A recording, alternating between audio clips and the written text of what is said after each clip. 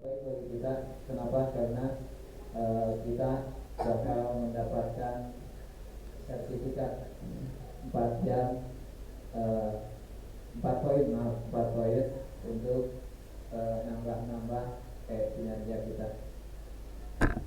Untuk kegiatan ini kita dibagi 2 sesi ya, kita seperti biasa.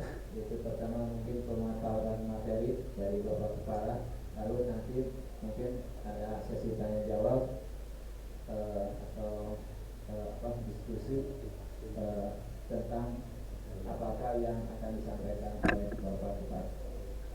Untuk itu supaya tidak menyita waktu, kami persilakan kepada Bapak untuk memaparkan materi pada pertemuan kali ini.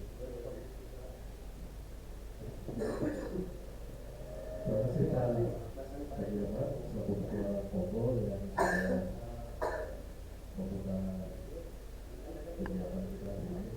Assalamualaikum warahmatullahi wabarakatuh. Jadi untuk ini Bapak Ibu, alhamdulillah hari ini kita bisa melaksanakan aktivitas positif di sekolah kita, dan saya tidak akan tampil sendiri, tapi materi juga akan dilengkapi oleh paparan dari 2 TGP yang ada di sekolah kita, yaitu Pak Jaya dan Ibu Arif. Dan ada Pak Kamera.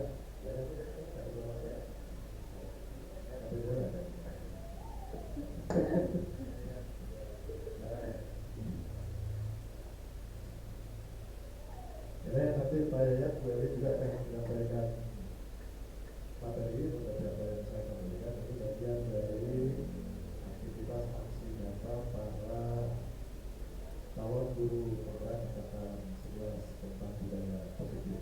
Karena giliran saya dulu, nanti Pak Yaya jadi akan melakukan kepada Ibu. Ada konsekuensi ketika saya juga pada akhirnya mengambil posisi untuk melakukan aktivitas sebagai calon guru penggerak rekognisi. Seperti kita ketahui, hari ini setelah diluncurkannya program guru penggerak, bagi guru yang akan ditugaskan sebagai kepala sekolah atau pengawas, itu salah satu syarat utamanya harus berasal dari guru penggerak. Tetapi bagi yang sudah punya UKS, itu tidak ada kewajiban tersebut. Dan saya sudah dapat UKS, sudah memiliki UKS, tetapi saya mengambil program ini tujuannya hanya satu, saya ingin kembali belajar.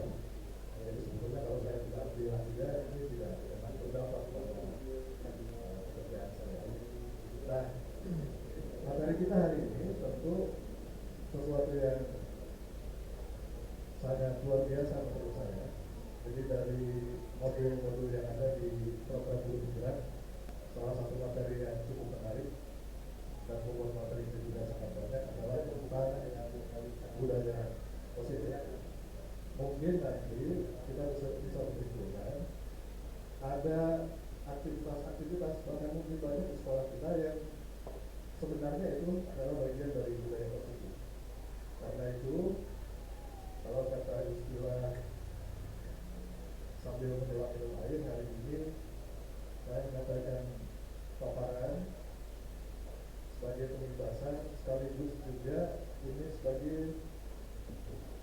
titik awal bagi kita untuk segera melakukan perbaikan di sekolah kita.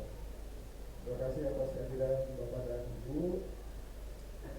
Mudah-mudahan aktivitas kita ini akan berdampak positif, dan nanti karena sudah ada satu yang lulus guru penggerak, Pak Sofian, ada 2 TGP. Mudah-mudahan ini tidak hanya sekedar menjadi seremonial belaka menyampaikan materi, kita tidak lanjuti. Karena Kobo juga ini akan mensupport aktivitas para guru penggerak di sekolah kita, agar hal-hal baik ini bisa kita implementasikan di sekolah. Baik, Bapak dan Ibu, kita mulai karena hari ini Jumat, waktunya terbatas.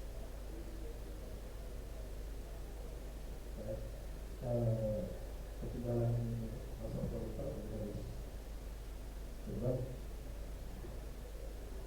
Kita awali dari ini.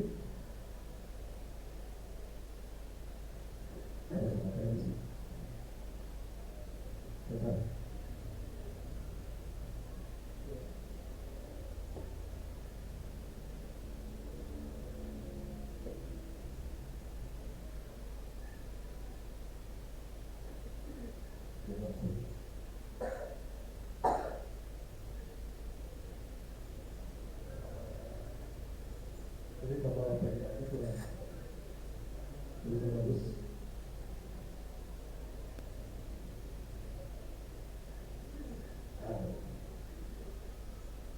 Kesannya ada apa ya? Bentar.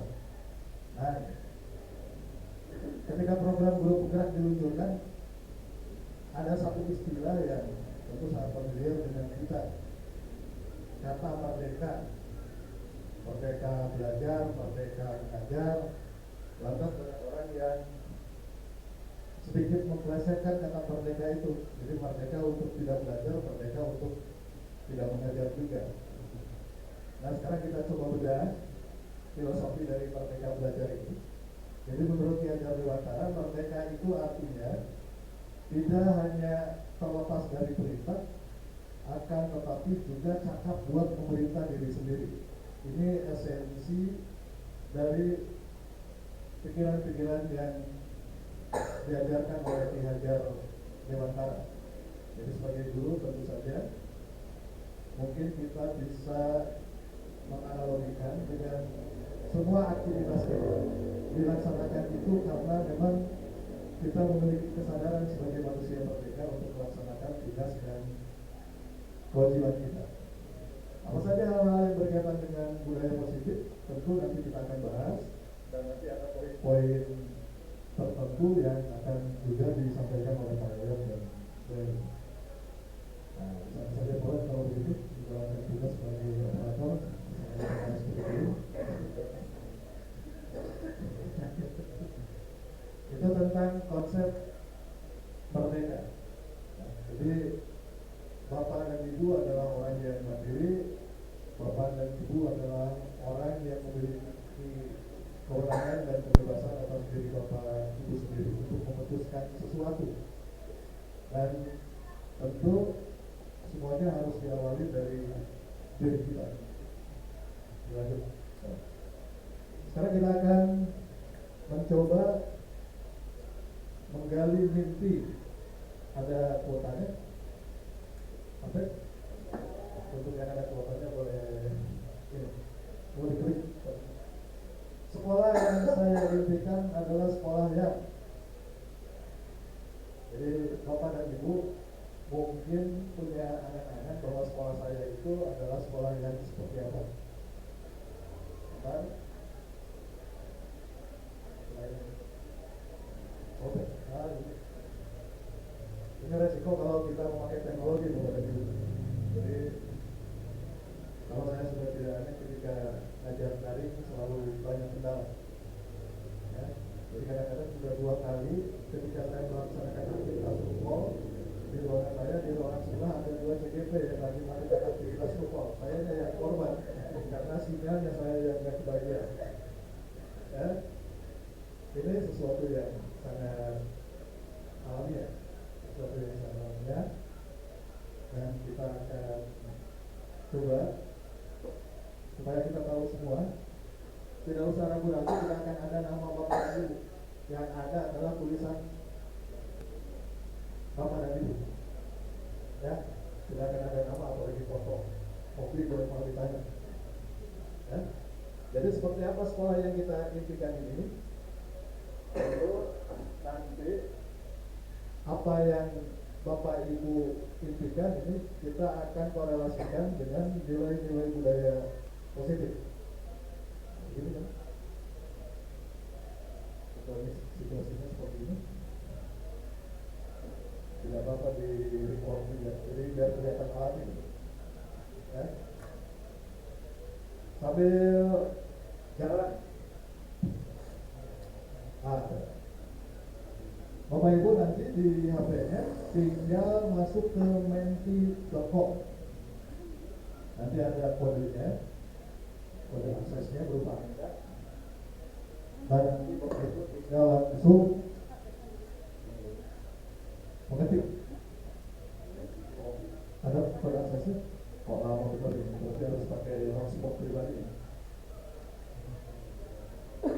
Sudah. Ke menti.com. Saya udah ketik.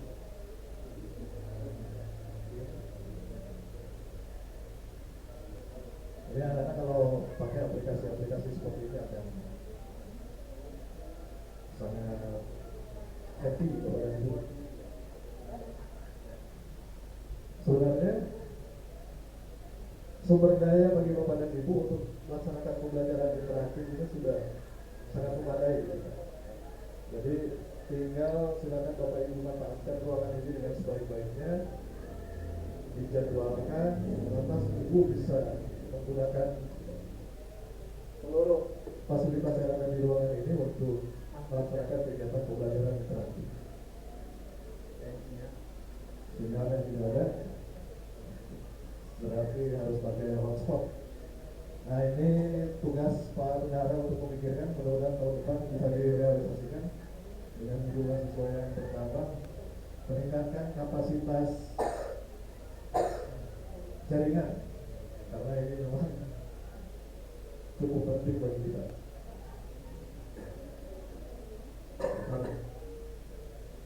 Jadi yang membuat lama ini bukan materinya yang banyak, kendala seperti ini baru prolog, ada 38 slide. Tapi nanti kita akan singkat-singkat saja biar Pak Yayat dan Bu Hel. Kenapa tadi subuh saya menyampaikan pesan di grup? Karena sesungguhnya saya ingin semua hadir supaya kita punya kesamaan visi. Terus setelah di grup guru BK-nya juga tidak hadir, wah ada masalah juga, karena nanti yang di sektornya salah satunya adalah guru bimbingan dan konseling. Sudah ada di sana ini paspornya.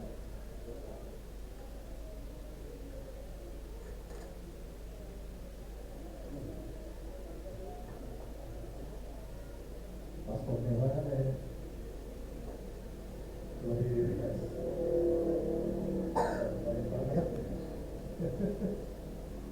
Ya, sambil jalan. Mungkin ada di antara bapak dan ibu yang mau menyampaikan, bahkan pandangan aja yang pakai hotspot. Kalau menurut bapak dan ibu, sekolah yang ideal itu sekolah yang seperti apa? Religius. Apakah kita sudah ada di jalan untuk menuju ke sana? Sudah ada. Itu kan budaya positif, Pak. Budaya positif. Terima kasih. Ada lagi? Bersih, asri. Sudah berada di titik itu? Kita sedang coba. Ya, meskipun kadang-kadang tiap pagi setelah sekolah kadang-kadang ada semewat karena sampah itu ternyata menjadi pekerjaan yang sangat luar biasa. Jadi tampilnya bukan sampai ya, biar bisa di apalagi Bu, kolaborasi.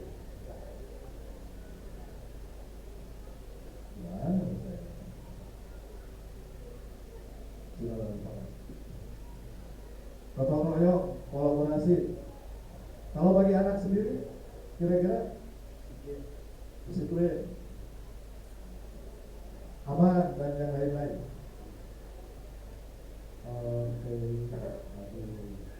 Sekolah yang saya impikan ramah bagi anak-anak yang religius mandiri. Diminta pastor ya, sudah ada yang di sini.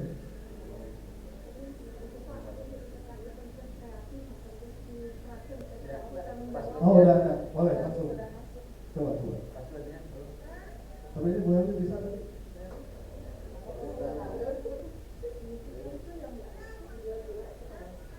Yang mana? Harusnya di sini ada nih.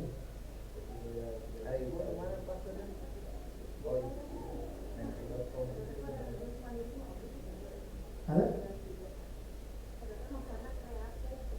Iya, nggak apa-apa. Maksudnya yang jadi pertanyaan, passwordnya belum, Bu Helmi sudah masuk, jadi berarti sudah luar biasa. Bu Helmi.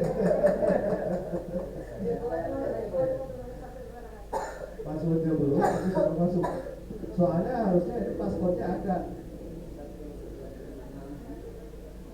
Ada? Coba. Bukan, kalau yang itu adalah link sharing. Ramah bagi anak-anak, religius dan mandiri. Ramah bagi anak-anak itu artinya berarti ada sikap dan perilaku kita yang membuat anak-anak merasa nyaman berada di tengah-tengah kita. Ya, baik. Sambil jalan saja Bapak dan Ibu, karena waktu boleh sambil ini sambil menyimak. Boleh dilanjut dulu di sana tentang implementasi budaya positif ini. Ya. Nah, kira-kira Bapak dan Ibu, saya berpikir Bapak dan Ibu akan menuju ke poin-poin ini. Sekolah yang kita cita-citakan itu adalah murid memiliki kompetensi dan karakter Pancasila. Ini poin-poinnya. Iklim sekolah yang aman, inklusif, dan merayakan kebinekaan. Lalu yang berikutnya, pembelajaran yang berpusat pada murid. Nah, ini yang jadi problem. Ya. Karena hari ini yang menjadi pusat pembelajarannya bukan murid, tapi kita. Kalau lelah karena memang kita memposisikan diri sebagai orang yang bekerja keras. Lalu yang berikutnya adalah pendidik yang reflektif. Reflektif itu artinya ketika kita habis melaksanakan pembelajaran, maka ada satu sesi kita melakukan tinjauan ulang atas apa yang sudah kita kerjakan. Kelebihannya seperti apa, hal-hal yang harus diperbaiki seperti apa. Gemar belajar, berbagi dan berkolaborasi. Berbagi itu jadi kalau ada ide baru, Bapak dan Ibu nanti di komunitas belajar itu tidak harus terjadwal. Misalkan Pak Haji Yaman habis aktivitas di luar, ikut apa, nanti ke sekolah dibawa, dalam selesai normal lebih baik. Begitu juga yang lainnya. Ini yang sebenarnya saya harapkan dari Pak Sugyan. Cuma karena kemarin Solo mungkin, ya, jadi masih memendam ilmu untuk dirinya sendiri. Jadi, bagus semua kayak alasan, saya batu dua, gitu kan? Lalu yang berikutnya, ini kepemimpinan untuk perbaikan layanan yang berkelanjutan. Di sekolah kan ada pemimpin, ada kepemimpinan. Kalau pemimpinnya saya, kalau kepemimpinan itu adalah, ya kan? Orang-orang yang melaksanakan tugas-tugas tertentu untuk membantu tugas-tugas manajerial organisasi. Bagian kepala sekolah, para PKS itu bagian dari kepemimpinan. Nah, lingkungan yang aman dan nyaman berbasis disiplin positif di sekolah itu akan berdampak secara maksimal pada perkembangan dan pembentukan karakter peserta didik. Kalau kita mau konsisten dan komitmen, kita coba challenge dulu. Lalu nanti bulan Desember kita lihat apa perubahan yang terjadi dengan diri kita, apa perubahan yang terjadi dengan anak-anak, dan apa perubahan yang terjadi dengan lingkungan sekolah kita. Dilanjut. Ada banyak elemen Bapak Ibu. Nah, kita awali dari ini. Budaya positif itu pendekatan yang fokus pada penciptaan lingkungan yang mendukung pertumbuhan dan perkembangan individu. Dalam konteks organisasi seperti sekolah kita, budaya positif menekankan pada nilai-nilai, keyakinan dan kebiasaan yang membangun serta mendorong perilaku yang positif. Kita sudah mencoba itu. Sekarang lagi berjalan. Dan saya harapkan kita jangan lelah saja, karena mendidik itu adalah proses yang tidak akan pernah selesai. Jadi tidak akan pernah sempurna, karena memang situasinya yang kita hadapi adalah manusia. Lalu yang berikutnya tahu? Intinya apa dari budaya positif? Satu, berfokus pada kekuatan dan potensi. Kebanyakan kita itu tidak melakukan sesuatu karena fokus kita terhadap kekurangan. Artinya, kalau misalkan dalam pembelajaran, Pak, saya tidak bisa melaksanakan pembelajaran interaktif di kelas karena tidak ada yang fokus. Itu artinya kan berbasis kekurangan. Nah, kalau budaya positif justru berbasisnya aset kekuatan apa yang kita miliki. Sudah kita coba? Sudah terbukti? Sudah. Kita tidak berbicara akademik. Karena kalau kita berbicara akademik, mungkin kalau kita akan dibawa sekolah-sekolah yang jauh lebih lengkap input atau output ini. Tapi ketika kita berbicara terhadap kekuatan yang dimiliki salah satu dari lingkungan dan kita konsisten menerapkan ini, sudah terbukti kita bisa menjadi juara di atas tingkat kabupaten. Itu artinya kan kita berbasis kekuatan. Ya. Lalu yang berikutnya adalah menciptakan lingkungan yang aman dan inklusif. Semua merasa terlindungi. Semua merasa memiliki usaha yang sama untuk menghormati satu sama lain. Aman dan inklusif, baik guru dan siswa. Membangun hubungan yang positif. Interaksi antar individu didasarkan pada saling menghormati, kepercayaan dan kerjasama. Lalu yang berikutnya adalah mendorong tanggung jawab dan kemandirian dan juga merayakan keberhasilan. Prestasi dalam pencapaian sekecil apapun dihargai dan dirayakan bersama-sama. Tidak termasuk yang kemarin merayakan 2 tahun kepala sekolah, itu bukan prestasi. Ya, manfaatnya apa? Satu, meningkatkan motivasi dan kinerja. Bapak dan Ibu, di sesi-sesi selanjutnya nanti akan ada tamparan buat kita, termasuk buat saya. Materi-materi ini yang membangkitkan kesadaran kita bahwa sudah saatnya kita memilih jalan yang seharusnya dalam pendidikan. Karena saya akan menjelaskan tidak semua bisa hadir. Karena habis ini di sesi akhir saya nanti kita akan bangun komitmen bersama tentang apa yang akan kita lakukan di hari selanjutnya. Dilanjut boleh? Nah, sekarang kita bicara tentang paradigma pendidikan. Paradigma itu apa, Bapak? Paradigma itu cara kita memandang sesuatu. Biasa tinggal saya itu pindah ke kelasnya dulu. Kalau saya ngajar begini, bukan ngaji bukan dalam kuliahnya. Kalau saya tidak hafal satu-satu mahasiswa itu kelebihan guru. Saya itu bukan 1-2 kali, sering sekali kalau ketemu orang di jalan, salaman, senyum, bapak, dan saya ada mengatakan, hey, sudah itu saya berpikir sama. Itu kelebihan yang tidak dimiliki oleh pekerjaan. Ya, paradigma pendidikan dulu, hari ini, dan esok. Saya telah diajak lulusan SPG. Guru-guru kami berinteraksi dan cara mengajarnya adalah dengan paradigma lama. Tamparan itu bukan sesuatu yang luar biasa. Bisa jadi makanan sehari-hari. Dan tidak ada satupun di antara kita yang menganggap bahwa tamparan itu adalah problem bagi kita. Dalam arti mengadu ke orang tua. Tapi Anda tidak bisa melakukan itu hari ini. Jangankan tamparan, kata-kata yang dianggap tidak menyenangkan hari ini bisa jadi problem besar bagi kita. Nah, karena itu kita bicara tentang paradigma lama. Saya masih ingat dosen saya di FISIP beberapa puluh tahun yang lalu, dosen psikologi mengajarkan tentang bagaimana konsep stimulus respon. Nah, hari ini paradigma barunya tidak lagi ke stimulus respon, tapi ke teori kontrol. Ini nggak kelihatan. Ya? Dari sininya kurang. Apa yang membedakannya? Kalau stimulus respon itu menganggap keadaan semua orang itu sama. Jadi Kita itu selalu berpikir bahwa murid kita itu sama. Itu paradigma lama. Hari ini keadaan dan kebutuhan setiap orang berbeda kalau di teori kontrol. Saya sudah lebih dari 15 tahun ngajar hal-hal yang berkaitan dengan mata kuliah dasar keahlian.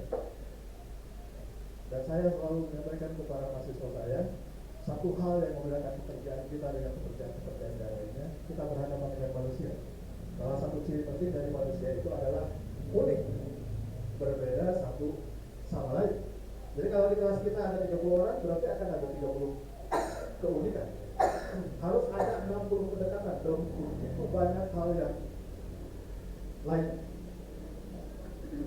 Apa sih yang membedakannya? Salah satu yang esensial. Paradigma lama menganggap bahwa murid itu bisa kita kontrol. Makanya kita itu kadang-kadang punya effort yang berlebih untuk memaksakan apa yang kita mau kepada murid-murid kita. Teori kontrol tidak seperti itu. Karena ternyata tidak ada satupun manusia yang bisa mengontrol manusia yang lainnya. Berarti harus ada pendekatan-pendekatan yang baru terkait ini. Nanti ini materi akan saya share kepada Bapak Ibu, mudah-mudahan dibaca karena ada guru-guru yang tidak hadir hari ini. Gimana Bapak?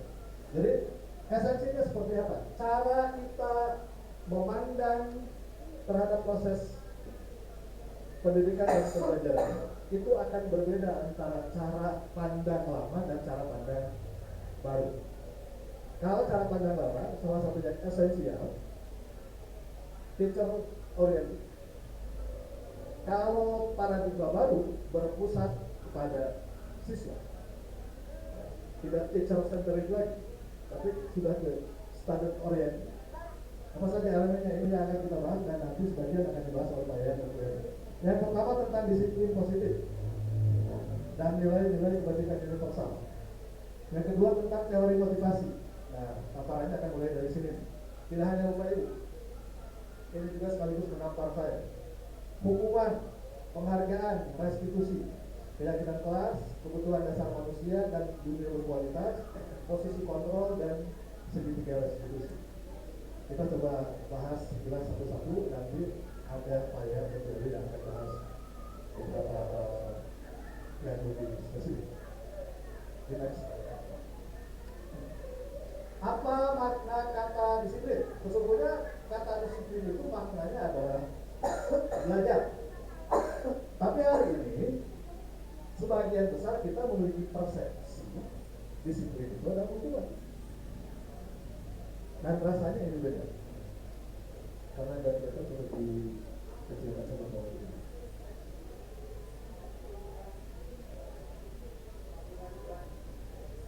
Saya ini belum tidur Bapak Ibu. Makanya kirim WA jam 4 pagi itu belum tidur. Dan saya baru tahu Haji Yaman bangunnya jam 4 pagi. Karena biasanya saya baru tidur itu jam 3 pagi kalau saya. Ini baru tidur karena harusnya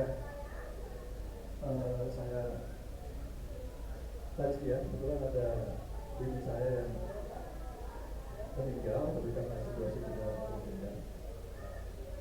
Saya ini sepupuan dengan Peri Mariadi. Jadi Peri Mariadi itu bukan dia kakek Peri Mariadi dan kakek saya itu adik kakak kandung. Peri itu kecilnya di sini. Ada rumah di dekat Taha itu yang sekarang dipakai itu yayasan itu. Nah itu rumah kakek saya dulu, punya kebun yang luas dan masa kecil saya di sini. Warap, petik jeruk dan yang lain-lainnya. Ya. Ibu saya meninggal dalam usia 79 tahun. Sebulan sebelumnya masih WA dengan saya dengan jiwa pulang ke Bayangkok dan kemarin dirawat di RSPP meninggal karena penyakit dasar. Di sini juga sama, berarti kita pindah dari penyakit pada kita dua break berapa?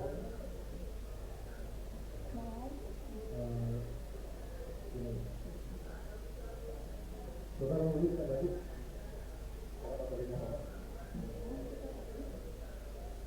Ini tentang beberapa hal yang harus kita sepakati bersama, kita pahami bersama. Jadi kalau menurut Bapak Ibu, kalau berkaitan dengan nilai-nilai kebajikan, contohnya apa saja? Kebajikan dan kebijakan juga. Tentang sesuatu yang diyakini dari ujung barat sampai ujung timur. Itu nilai-nilai kebajikan. Esensi dari nilai-nilai kebajikan ini adalah sesuatu yang diyakini, termasuk diyakini kebenarannya, tanpa membedakan negara apa dan di lingkungan apa. Contohnya, mencuri itu adalah nilai yang universal.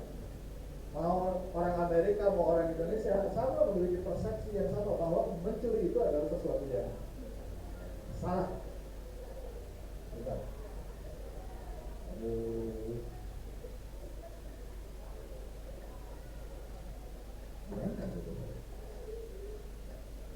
Nilai-nilai kebajikan. Bisa.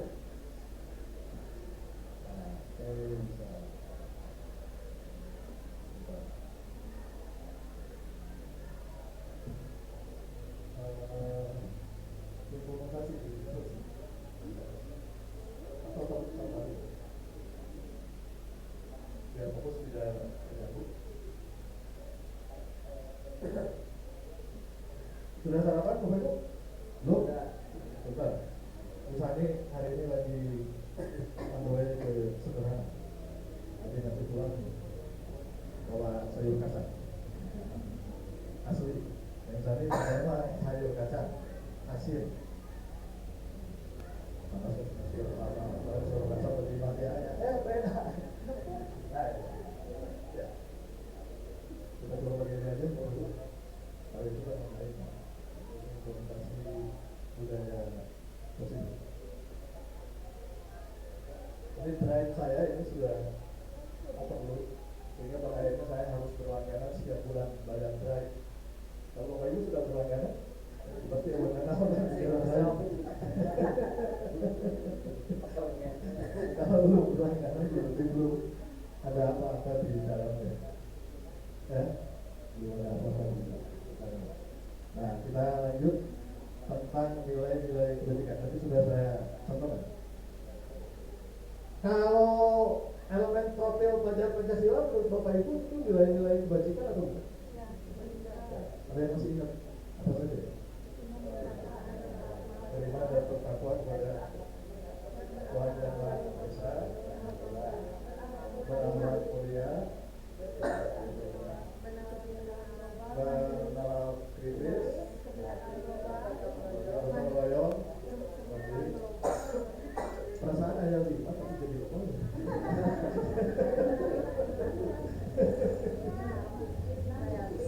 Bisa dibuka tidak usah dibuka. Dibuka aja. Jatuh. Masalah.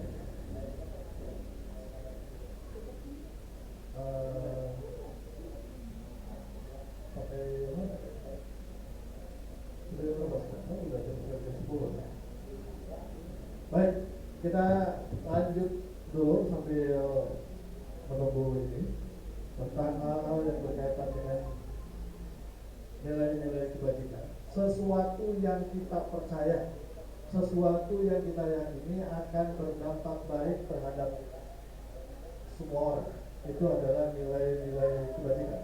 Lantas hal universal itu memiliki makna berlaku di seluruh dunia. Saya contohkan tadi sederhana, perbuatan melanggar hukum bagi semua orang itu adalah perbuatan yang salah. Termasuk ketika kita hari ini mungkin menyimak ada begitu banyak informasi yang pada akhirnya tanpa membedakan suku, ras, agama, semua orang melakukan persepsi yang sama. Kita bahas sedikit tentang yang viral kemarin, anak-anak paskibra harus membuka jilbab. Itu satu Indonesia heboh. Karena di dalamnya ada nilai-nilai kebajikan yang selama ini diyakini cederai. Orang sudah tidak berbicara muslim dan muslim, tapi semua orang meyakini sikap, perbuatan dan kebijakan tentang hal tersebut melanggar nilai-nilai kebajikan. Makanya langsung direvisi. Di download berarti. Di download bukan esai. Ini filenya sangat besar karena di dalamnya banyak gambar.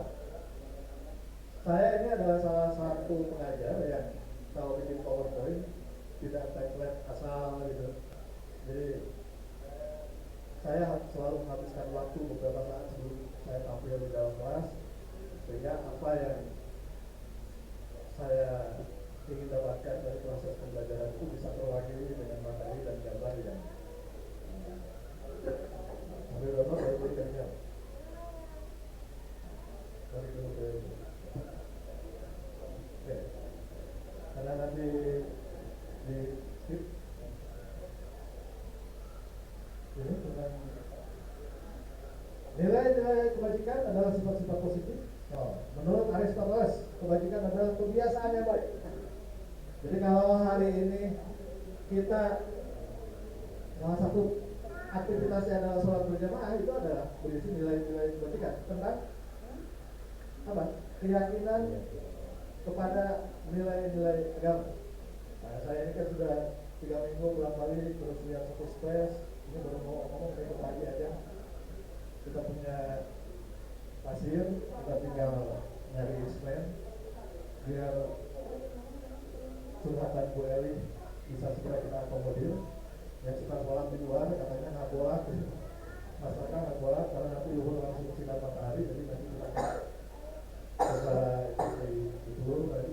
Jadi biar guru-guru perempuan di sana kan itu rindang ada pohon.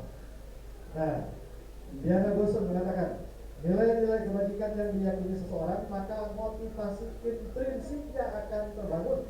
Ketika kita memiliki keyakinan meninggal dan kita takut masuk neraka, itu kan motivasi intrinsi. Maka secara sadar kita akan melaksanakan nilai-nilai agama yang menjadi kewajiban kita. Itu kan nilai-nilai kewajiban dan sifatnya universal. Dilanjut. Ini contoh-contoh nilai kebajikan: peduli, integritas. Kelihatan? Ya, memang sengaja tidak kelihatan biar Bapak Ibu bisa. Jadi nanti dibaca. Harus dibaca karena ada tugas. Lanjut. Sudah jam 10 dari dapat. Terus.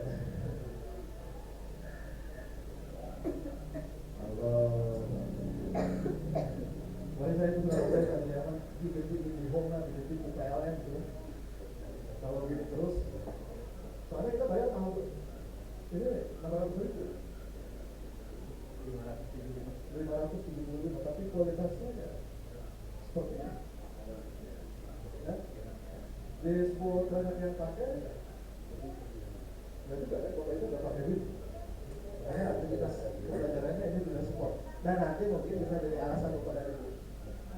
Berdoalah agar ini tetap begini. Jadi kalau ada bapak, ibu, bapak anu atuh orang laptop teh sinyalna awon Pak. Itu selesai. Jadi saya tidak akan melakukan apapun kepada bapak ibu. Oh iya. Tapi saya memikirkan itu. Karena ini bukan kebutuhan parsial lagi. Dan kalau begitu ada di bukan jadi tilu kan. Tahta, harta, kuota. Sudah tidak penting lagi wanita. Itu ada jelas. Lanjut terus. Hanya ini nggak akan ada yang kuat, sudah dilakukan. Nah, yang berikutnya problemnya kalau ini saya hari ini ada persoalan. Kalau biar kelihatan alat. Bukan ya saya. Karena ini ada 2 materi berikutnya. Ini manfaatnya, tuh kelihatan kan? Terus, karena materi-materi esensialnya harus segera kita sampaikan. Sekarang ini, saya punya tablet, punya alat tablet yang waktu dibawa untuk ke kamar itu masih utuh dari dipakai, dan hari ini yang berutuh bagian tablet yang sudah lama di BT. Udah mulai terus kita lanjut ke bawah biar kita selesai. Kayaknya terus apa gitu. Tapi mau kali bilang video pak juga fasilitator kan mau sebutkan nggak fasilitator diambil di sekolah. Nah ini contoh pengakuan atas apresiasi kebajikan. Wah anak atas dulu. Nah ini yang bawah baru nanti. Kemarin saya perhatikan rasa empatimu besar sekali pada saat menolong murid baru di kelas. Mungkin ini adalah percakapan kita dengan murid-murid nanti. Jadi mulai hari ini percakapan kita yang harus positif dengan murid-murid. Saya menghargai kepedulianmu pada saat kamu membantu teman-temanmu di kelas kelompok. Meskipun kenyataannya tidak seperti itu. Ya. Kalau saya membercandai mahasiswa saya selalu menyampaikan ada 3 tipe mahasiswa kalau diberi tugas kelompok. 1 sok kaya, ya, fotokopi makalah kurang beres, butuh di internet, sisanya tapi saya sibuk ya. Lalu yang kedua sok religius, doakan buat aku mudah-mudahan lancar tugas-tugasnya tarik di luar nih. Dan yang ketiga sok rajin, tapi menempatkan dirinya sebagai playing victim. Kurang beli. Ya, sudah bawa aja. Nah, sekarang kita mari bicara dari hati yang terdalam. Jujur. Bapak dan Ibu nanti pilih yang mana? 1. Saya datang dan pulang tepat waktu. Ini bagian dari nilai kebajikan. Karena takut ditegur kepala sekolah. Yang kedua, jujur. 2. Ketika diingatkan kepala sekolah karena melanggar peraturan, hati saya tidak nyaman. Jadi kalau di rumah bapak itu. 3. Saya senang kalau dipuji pimpinan atau teman karena melakukan hal yang baik. Pak Wendy lagi baik. Kita lihat. Jadi pengganti Pak Wandi dulu saya merasa saya Pak Wandi mau aja guru datang pagi-pagi. Ternyata belum dia Pak Wandi secara diam-diam. Dia selalu datang setengah 7 pagi, lebih sering duluan Pak Wandi. Jujur ya kalau jujur seperti itu. Yang ketiga, saya melakukan semua hal baik karena saya ingin menghargai diri sendiri. Jujur.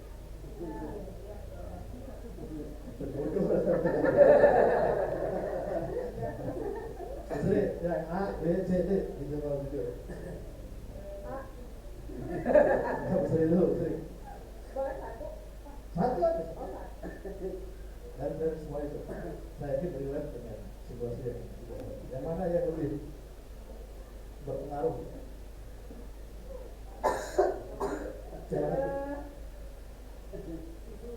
A, B, C, D kan mari bicara dari hati terdalam. Yang D, saya melakukan semua hal baik karena saya ingin menghargai diri sendiri. Jadi sebenarnya kalau ibu sering kesiangan itu, kalau ibu sering kesiangan karena memang dia menghargai, nggak usah aja mengganggu lagi.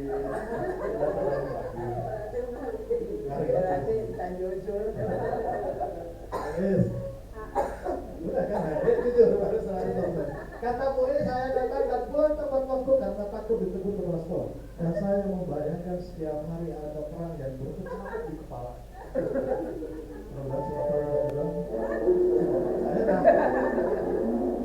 Lama-lama ini tidak pasti tidak ya, karena dihantui. Ayo saya lebih ke mana cenderung? Yang C. Kalau dipuji pimpinan atau benar karena melakukan hal yang ya puji. Mungkin pada situasi tertentu Pak Yusuf harus beradaptasi dengan situasi kita. Karena Bapak Ibu terus terang, kebanyakan orang kalau berpikir tentang kita sebelum buat, maka mindsetnya sekolah di kampung kumuh dan yang lain-lainnya semaunya pas datang lagi sekolah. Kita sama yang gitu, tidak apa-apa ya. Benar. Yang mana? Beri sebelum itu Pak. Yang A. Saya datang dan pulang tepat waktu karena Dan ini terbukti kemarin. Saya kemarin dapat di radio, pulang jam 1 siang, dan di jalan saya menemukan guru-guru Cibidung sedang on the way. Terus Bapak. Saya sudah membayangkan kalau saya sudah tidak ada di sini terus kepala sekolah itu selesai kita dapat. Hah? Tidak usah ditanya. Tapi sebagian besar di antara Bapak dan Ibu akan cenderung di sini. Bisa dibayangkan kalau pekerjaan kita dihantui rasa takut dan saya akan dianggap sebagai public enemy. Dulu aku Bapak itu sudah kepala sekolah alhamdulillah sudah satu lewat jadi sudah saya. Lanjut, sekarang kita akan lihat kenapa Anda berada di posisi ini. Kita sebagai guru, sebagai manusia melaksanakan aktivitas itu berdasarkan teori-teori dan kebanyakan ada di sini. Satu, untuk menghindari ketidaknyamanan atau hukuman. Jangankan ketidaknyamanan, ketika Anda terlambat berpapasan dengan saya, Anda sudah tidak nyaman. Ya, tetap saya. Nah, nanti jadi lama-lama kok kita menyiksa diri. Benar kan? Apa yang akan terjadi apabila saya tidak melakukannya? Jadi mungkin sebagian besar di antara Bapak dan Ibu pergi paksa ke kemarin ini hanya satu, menghindari ketidaknyamanan, takut ditegur orang pikiran, untuk mendapatkan imbalan dari orang lain atau institusi. Apa yang akan saya dapatkan apabila saya melakukannya? Kalau Pak Wendy misalnya tadi kan berada di posisi ini, saya yakin tahun kedua dia akan datang jam 8 pagi. Lagi sedikit si Bapak boleh bawa penghargaan itu. Puji Pak. Ya Pak Wendy, kan tidak mungkin saya datang. Kalau Pak Wendy luar biasa. Jadi kalau Anda juga datang atau melakukan sesuatu karena ini dipuji, lama-lama selesai juga. Karena ada 3 konsep yang harus melekat pada diri kita, harus dibawa-bawa. Reward, reinforcement, dan punishment terhadap siswa. Tapi ada sebuah kenyataan Bapak Ibu, ternyata penghargaan itu kalau tidak ditempatkan secara proporsional menjadi maut. Orang yang tidak kreatif melakukan sesuatu karena hanya ingin dihargai saja. Begitu. Ya. Yang begitu. Tuh. Yang terakhir, mudah-mudahan kita ada di sini kan untuk menghargai diri sendiri. Saya datang ke sekolah karena saya tidak melihat siapa-siapa. Ini sebagai bagian komitmen saya menghargai diri saya atas apa yang saya dapatkan hari ini. Misalkan status ASN. Karena hari ini lagi jadi sorotan, mohon maaf, bapak-bapak, ibu-ibu, terutama P3K banyak sekali laporan-laporan yang masuk ke Kadis. Dari seluruh penjuru, ini kan harus jadi atensi kita. Salah satunya adalah merubah mindset kita. Dulu sebagai non-ASN, sekarang ASN. Di sebelah sana, buruh P3K tangkap polisi ngejual narkoba. Ini berbagai penjuru. Sebelah sana, di ujung perbatasan Bandung, buruh P3K ditangkap karena berudah paksa muridnya menjadi SMP. Ini yang baru di kita. Buruh P3K, PAI melakukan tindakan pelecehan seksual kepada murid laki-laki. Ini jadi sorotan juga. Ketiga,